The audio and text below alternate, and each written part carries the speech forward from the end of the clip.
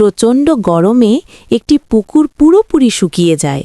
পানি না থাকায় সব কচ্ছপ আর মাছ ধীরে ধীরে মারা যেতে থাকে। শুকনো কাদার মধ্যে একটি ছোট সোনালি কচ্ছপ কষ্ট করে নড়াচড়া করছিল এবং চোখে পানি নিয়ে বাঁচার জন্য ছটফট করছিল। সেই সময় এক গরিব দাদি ওই পথ দিয়ে যাচ্ছিল। কচ্ছপটির কষ্ট দেখে তার খুব মায়া হলো। দাদি দ্রুত কচ্ছপটিকে তুলে নিয়ে নিজের বাড়িতে নিয়ে গেল। দাদির ছোট্ট মাটির ঘরের পাশে সে একটি বড় হাঁড়িতে পরিষ্কার পানি ভরে কচ্ছপটিকে সেখানে রাখল। কিছুক্ষণ পর হঠাৎ চারপাশে আলো ঝলমল করতে লাগল।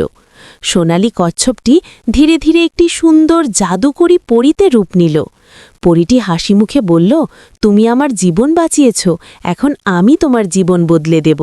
এরপর সে তার জাদুর ছোঁয়ায় দাদির ভাঙা মাটির ঘরকে একটি বিশাল সুন্দর প্রাসাদে পরিণত করে দিল।